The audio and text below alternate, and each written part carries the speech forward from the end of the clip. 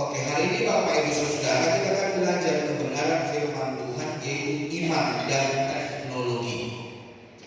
Jadi Bapak Ibu Saudara, kita orang-orang beriman, kita adalah ciptaan Tuhan. Segala sesuatu yang ada di dalam dunia ini, kemajuan-kemajuan yang ada, bahkan teknologi yang kita nikmati, yang kita pegang, yang ada di dalam smartphone yang kita pegang, itu adalah pemberian daripada Tuhan. Jadi itulah sebabnya ketika kita beriman kepada Yesus Kristus, jangan alergi terhadap teknologi. Dan juga ketika Tuhan telah memberikan teknologi kepada saudara dan saya, supaya apa yang telah Tuhan berikan, Tuhan percayakan bagi kita berikan itu untuk hormat dan kemuliaan nama Tuhan. Bukan untuk sesuatu yang membanggakan diri, membesarkan diri. Segala sesuatu yang kita raih bukan hanya untuk aku dan aku, tetapi semuanya untuk hormat dan kemuliaan nama Tuhan. Nah, kita langsung saja membuka Alkitab di dalam Kejadian pasal yang ke-11 ayat yang pertama sampai ayat yang ke-9. Kejadian pasal yang ke-11 ayat yang pertama sampai ayat yang ke-9. Jika sudah ketemu, mari kita baca secara bersama. Adapun seluruh bumi satu bahasanya dan satu logatnya. Maka berangkatlah mereka ke sebelah timur dan menjumpai tanah datar di tanah Sinear. Lalu menetaplah mereka di sana. Mereka berkata seorang kepada yang lain, marilah kita membuat batu bara dan membakarnya baik-baik. Lalu bata itulah dipakai mereka sebagai batu dan tergala-gala sebagai tanah liat. Juga kata mereka, marilah kita dirikan bagi kita sebuah kota dengan sebuah menara yang puncaknya sampai ke langit. Dan marilah kita cari nama supaya kita jangan terserak ke seluruh bumi. Lalu turunlah Tuhan untuk melihat kota dan menara yang didirikan oleh anak-anak manusia itu.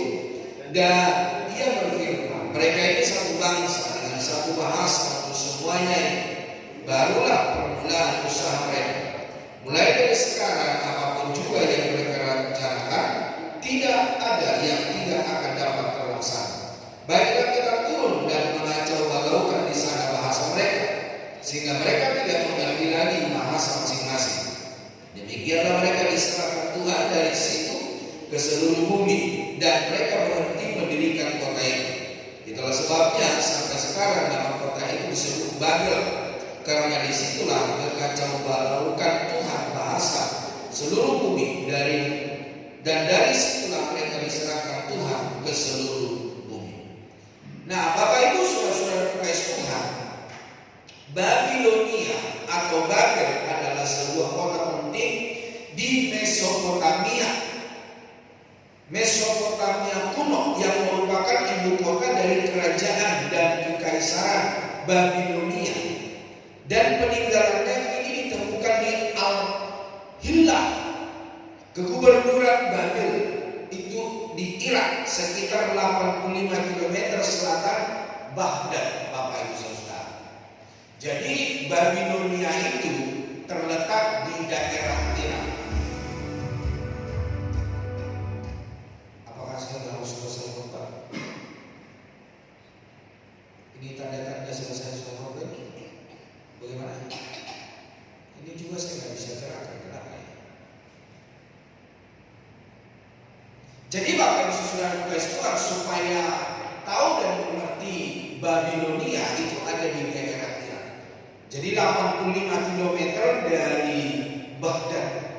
Nah, Bapak Ibu Saudara, Bapak Ibu bisa melihat di Google tentang peta atau pulau di mana Irak dan di mana Babilonia. Nah, Bapak Ibu Saudara kekasih Tuhan, Irak itu ada di sini. Dan Babilonia ini ada di sini, Saudara.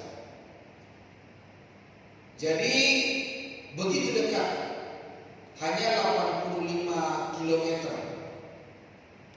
Nah, Bapak Ibu Saudara, jika kita membaca Alkitab dari Kejadian sampai Wahyu, bagaimana bangsa sampai 40 tahun, saudara. Kalau kita melihat di peta, maka Mesir itu ada di sini, Egypt. Ini ada Egypt, saudara. Nah, sedangkan Israel itu di sini dekat. Kalau saya tidak salah, kalau kita naik bis dari Mesir ke Israel itu hanya 7-8 jam, saudara. Tetapi kenapa bangsa Israel bisa sampai 40 tahun? Sampai mereka kesasar ke Irak, saudara. Kesasar ke Gunung Sinai. Kesasar ke berbagai daerah. Nah, kalau kita melihat di dalam Alkitab, di mana bangsa Israel, mereka telah mengalami kesukaran ketika mereka ada di Mesir, dan di dalam perjalanan ketika bangsa Israel keluar dari tanah Mesir, bangsa itu tidak mengingat kasih karunia Tuhan, bagaimana mereka dikeluarkan dari perbudakan. Dan yang kedua, saya pelajari, bangsa Israel itu mau dibentuk oleh Tuhan bukan menjadi karakter seorang budak, tetapi Tuhan mau mengajari mereka karakter seorang pemimpin, seorang yang militan, seorang yang kuat, bukan seorang yang cengeng, bangsa. Jadi kalau hari-hari ini engkau menghadapi tantangan hidup, engkau menghadapi masalah persoalan, Tuhan mau mengajari engkau untuk apa? Supaya kita bukan menjadi umat yang cengeng, sedikit-sedikit kecewa, sedikit-sedikit tinggalkan Tuhan, sedikit-sedikit melanggar kebenaran firman Allah. Semakin kita jauh daripada Tuhan, semakin kita memberontak terhadap Tuhan, maka Tuhan akan membiarkan kita merana selama 40 tahun di padang gurun, saudara. Jadi saya tidak tahu padang gurun apa yang Bapak Ibu sedang alami hari ini. Belajar dari bangsa Israel. Jadi Bapak Ibu saudara, perjalanan kalau zaman sekarang itu hanya 7-8 jam, saudara. Nah, cobalah mungkin berjalan kaki, masa sampai 40 tahun. Di situ saya belajar, saudara, kasih Tuhan. Tuhan tidak mau bangsa Israel itu ketika keluar dari tanah Mesir bukan menjadi seorang yang cengeng, bukan punya karakter sebagai budak, saudara, tetapi mereka menjadi serdadu tentara-tentara yang hebat. Dan terlihat, saudara, di dalam setiap perjalanan bangsa Israel ketika mereka keluar dari tanah Mesir, mereka selalu menang, mereka selalu melihat pertolongan Tuhan. Nah, Bapak Ibu saudara, ketika bangsa Israel dan sampai ke zamannya Nuh, mereka mengalami yang namanya Airubah. Jadi di situ mereka melihat bahwa Tuhan mau menyempurnakan atau mengarahkan manusia itu supaya seturut dengan kehendak Allah. Nah, namun Bapak Ibu saudara, pengalaman yang Tuhan izinkan lewat Airubah membuat orang-orang Israel, orang-orang yang dikeluarkan oleh Tuhan dari Mesir, membuat mereka supaya kita tidak punah, supaya kita tidak terserak di seluruh bumi. Baiklah kita mendirikan kota supaya kita kumpul di sana. Bahkan mari kita mendirikan bagi kita, yaitu menara sampai ke langit. Nah, kalau saya berpikir kenapa mereka mendirikan menara sampai ke langit, mungkin mereka berpikir begini, kalau nanti suatu saat juga air bah datang, mereka bisa kabur, bisa lari ke menara, saudara. Dan bukan hanya itu, mereka mencari nama, mereka mencari ketenaran, saudara.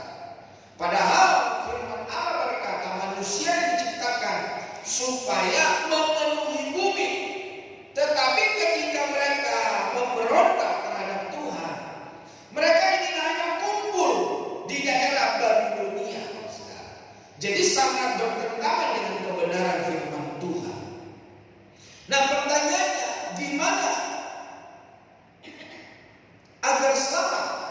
Agar selamat maka butuh upaya yang direncanakan dan dilakukan. Namun apa arti rencana dan kerja itu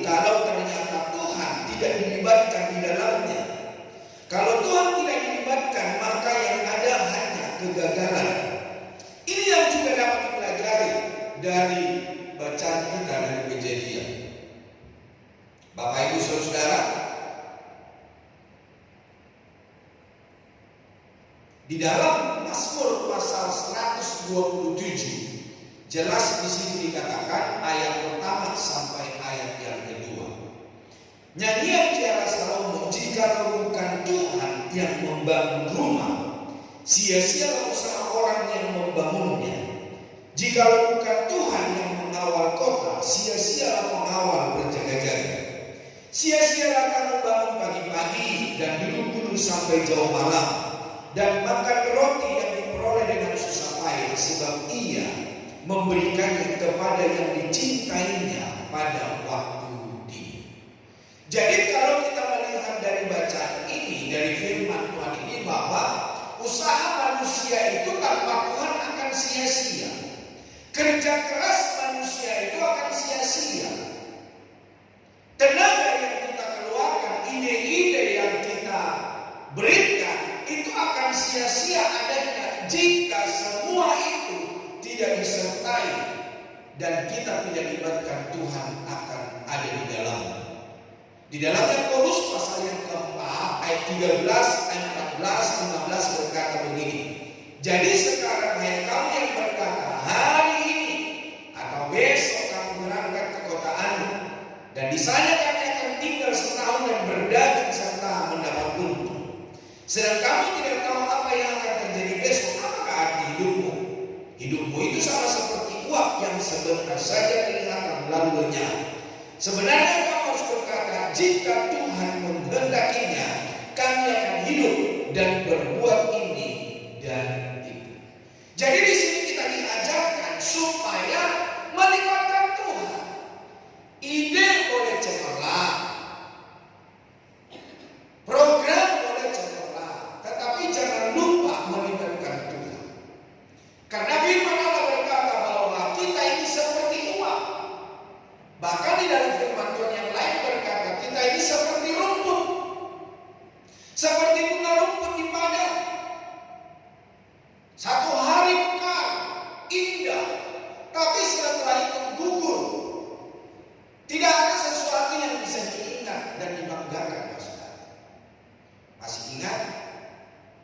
Kalau Bapak Ibu rajin baca-baca, maka tahu tentang kisahnya Raja Alexander. Dia adalah orang yang hebat, raja yang kuat. Dia banyak mengalahkan kerajaan-kerajaan dan bangsa-bangsa, saudara. Dan dia orang kaya. Tetapi Bapak Ibu, di akhir hidupnya ini, dia berkata kepada dokternya, supaya kelak kalau dia mati, supaya yang membopong dia, yang mengangkat dia ke pemakaman adalah para dokternya. Dan yang kedua, ketika dia ada di peti mati, supaya tangannya itu dikeluarkan. Aneh memang, saudara. Raja Alexander ini aneh. Dia meninggal, tangannya dikeluarkan. Dan yang ketiga, dia berkata kepada para dokternya, ketika dia dibawa ke pemakaman, supaya uang hartanya dikeluarkan di jalanan. Dan para dokter itu bertanya begini, apa artinya ini semua? Raja Alexander Agung itu berkata begini, supaya dunia tahu bahwa dokter tidak bisa memperpanjang umur, hanya memperlambat kematian. Yang kedua, kenapa saya harus tangan saya dikeluarkan dari peti mati? Sekalipun aku punya banyak keberhasilan, kekayaan, saya datang kosong, pulang pun kosong. Dan yang ketiga, apa artinya uang itu ditabungkan? Dan dia berkata begini, saya tidak bisa membawa harta saya hanya membawa peti mati. Dan uang saya hanya sampai di dunia lain, membayar kuburan, membayar peti mati, membayar orang yang bekerja dari kubur, memberikan orang yang makan. Setelah itu uang saya tidak ada lagi artinya. Jadi Bapak Ibu Saudara kekasih Tuhan, Raja Alexander Raja mengerti bahwa segala sesuatu yang diraihnya tidak akan bisa dibawa, Ustaz. Keberhasilan yang dia raih tentu itu tidak bisa dibawa sampai kepada kekekalan. Tapi yang kita bawa kepada kekekalan, Tuhan berkata begini, ketika aku datang ke dalam dunia ini, apakah aku mendapatkan iman di bumi ini?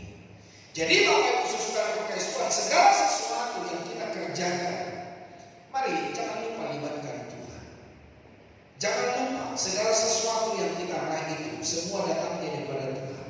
Mari kita persembahkan untuk hormat dan kemuliaan nama Tuhan. Nah, di dalam Kejadian pasal 11 ayat 1 sampai 9 ini, kemajuan teknologi adalah situasi yang sangat membantu kehidupan manusia di satu sisi, namun juga membahayakan di sisi yang lain. Beberapa minggu yang lalu saya berkata, zaman sekarang bukan hanya guru, bukan hanya dosen, satu-satunya sumber ilmu.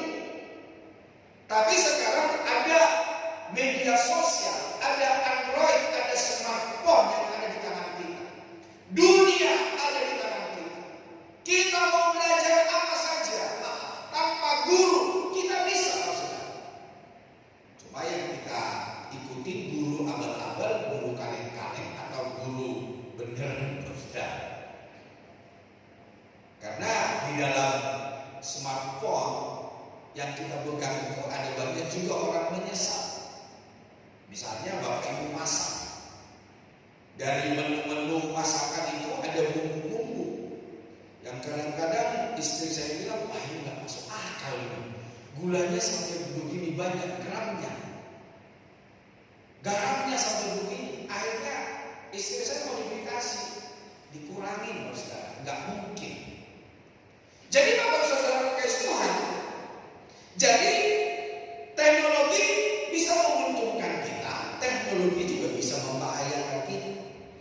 Jika digunakan dengan baik dan benar, teknologi menjadi alat penolong. Jika digunakan secara keliru, justru menghancurkan.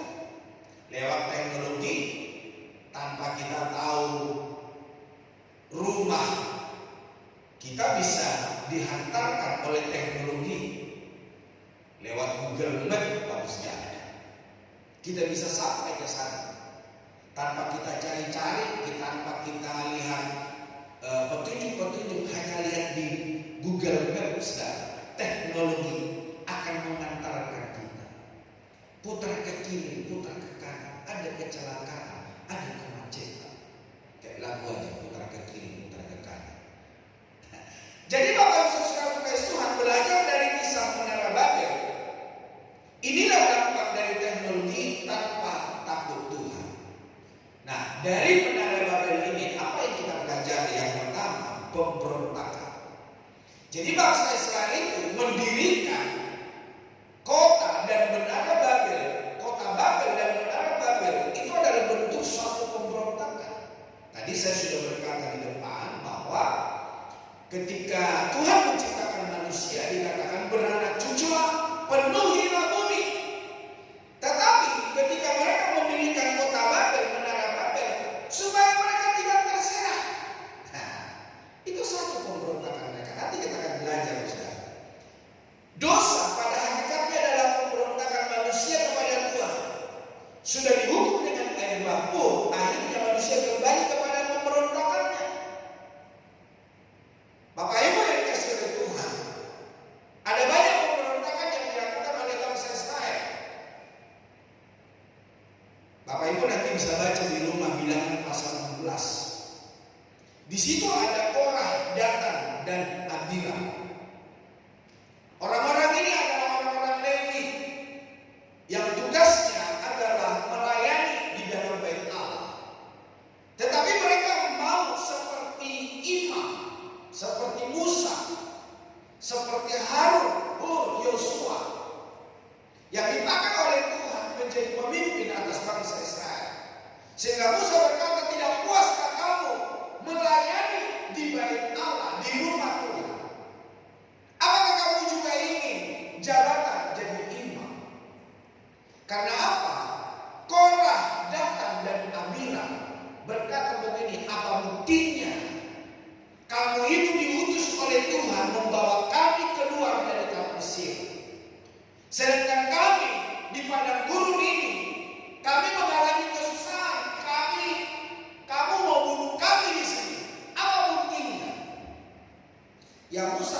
bisa memberikan bukti apa-apa, saudara, selain hanya Tuhan sendiri yang memberikan bukti. Akhirnya Musa berkata begini, ya udah, besok mari kita sama-sama mempersembahkan korban bakaran kepada Allah. Kalau memang saya diutus oleh Tuhan membawa kalian bangsa Israel keluar dari Mesir, maka Tuhan akan menerima persembahan. Dan kalau Bapak Ibu Tuhan tidak pilih, kiranya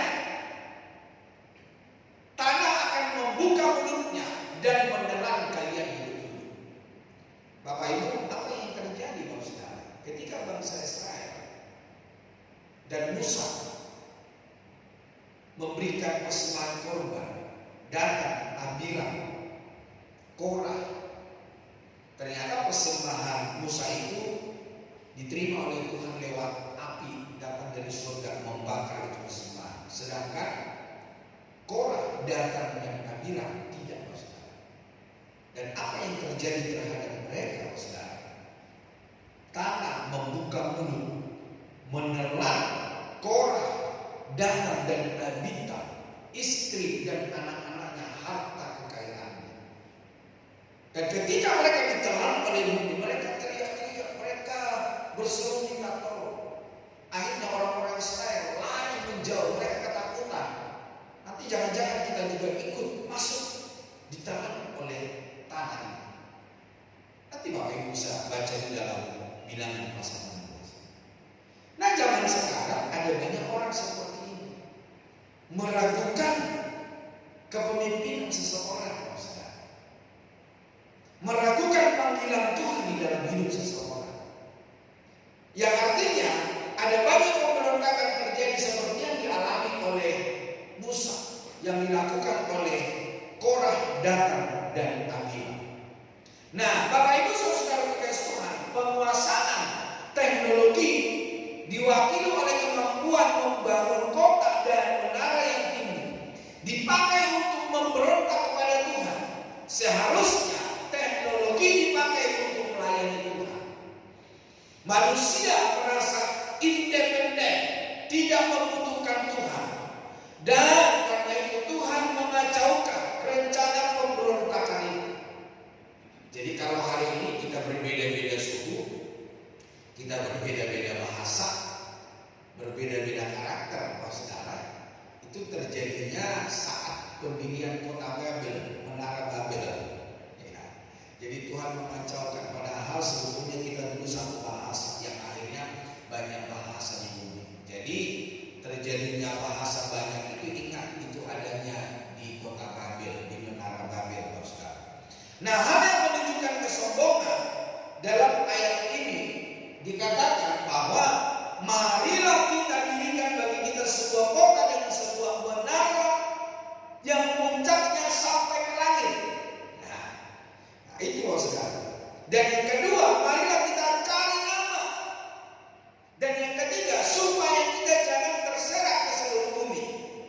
Nah, reputasi adalah hal yang dikejar orang sejak semula. Tetapi kalau reputasi itu tidak sesuai dengan kehendak Allah, itu akan membuat seseorang menjadi pongah, menjadi sombong, menjadi angkuh. Tapi apakah manusia itu dapat mendirikan menara itu sampai ke langit? Lihat di dalam Kejadian pasal 11 ayat 5 ini, bukan Bilangan ya. Kejadian 11 ayat 5 ini dikatakan apa? Lalu turunlah Tuhan untuk melihat kota dan menara yang didirikan oleh anak-anak manusia. Jadi berarti saudara, langit itu nggak sampai, menara itu nggak sampai ke langit. Nyata-nyatanya Tuhan turun melihat menara yang didirikan oleh manusia itu. Kalau sampai ke langit berarti sampai ke pemandangan Tuhan. Karena apa, saudara? Kalau kita belajar kebenaran firman Tuhan,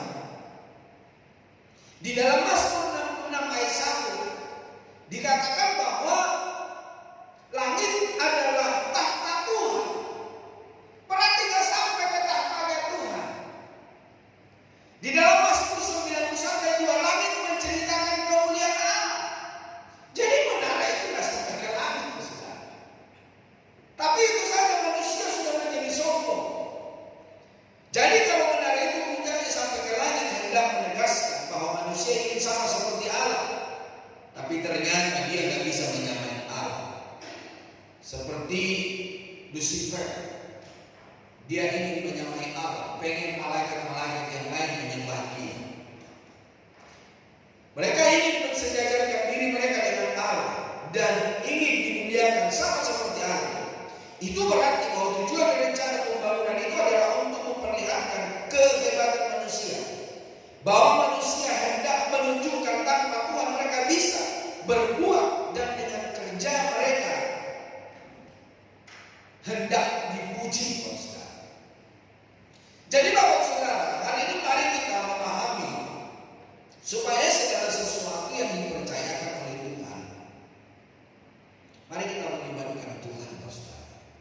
Supaya apa? Supaya itu bukan menjadi sebuah kesombongan, keangkuhan bagi kita. Belajar dari apa yang dikerjakan oleh bangsa Israel di kota Babel. Penguasaan terhadap teknologi dapat menimbulkan kecongkakan dalam diri manusia. Misalnya kayak pencipta Titanic ya, yang menyatakan bahwa Tuhan pun tidak sanggup menenggelamkan kapal itu. Di sosial media kemarin itu saya mendengarkan, tidak tahu dia menteri atau DPR, dia berkata begini, Tuhan pun akan saya lawan. Wow. Dalam hati saya, hati-hati bro. Ada kan waktu itu juga seorang kaya di Medan ya, yang dia berkata begini, Tuhan pun tidak akan mampu memiskinkan saya. Sekarang nggak usah Tuhan, polisi memiskinkan dia di penjara. Kesadaran bahwa hikmat dan kemampuan berasal dari Tuhan akan menghindari kita dari kelemahan karena teknologi yang kita miliki. Nah, Bapak Ibu Saudara kekasih Tuhan, mari kita sadar hari ini apa yang kita miliki, kemampuan yang kita miliki, semua datangnya dari Tuhan. Coba Keluaran 28 ayat 3. Keluaran 28 ayat 3 dikatakan apa? Haruslah engkau mengatakan kepada semua orang yang ahli, yang telah kupenuhi dengan roh keahlian. Jadi Bapak Ibu Saudara, kalau Bapak Ibu hari ini ahli di bidang apa saja, itu datangnya dari Tuhan. Jangan jadi sombong, Saudara. Nah, ini kisah itu adalah kisah ketika pendirian dari Allah, Saudara.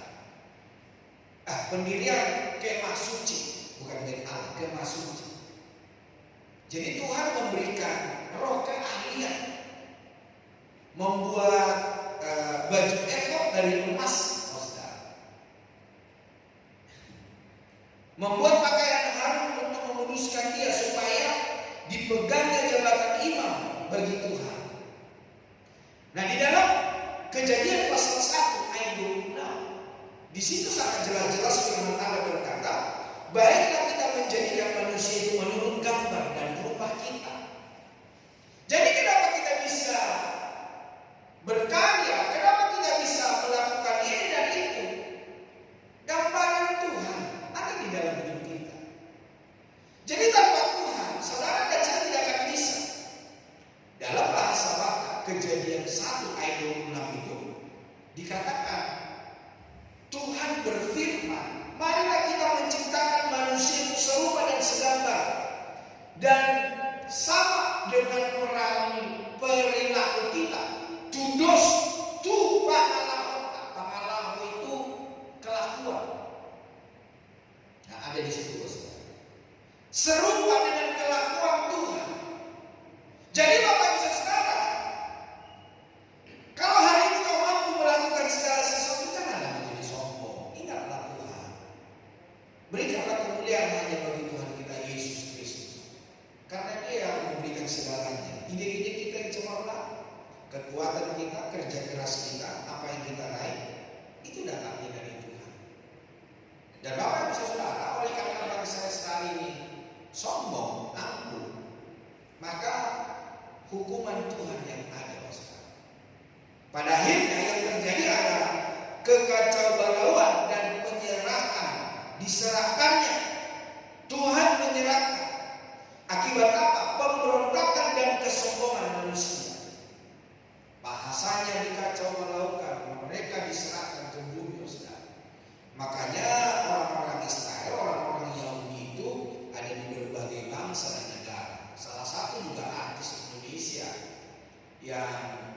dia adalah keturunan Yahudi, Ustaz. Jadi orang-orang Yahudi itu ada di berbagai negara. Ya itu firman Tuhan berkata, diserahkannya, dicerai-beraikannya, Ustaz. Nah, hukuman Tuhan pada akhirnya yang terjadi seperti Korah, Datan dan Abiram, sama seisi rumahnya dan harta miliknya, tanah membuka mulutnya, menelan mereka semua hidup-hidup. Nah, selain itu juga kita diingatkan bahwa bahasa adalah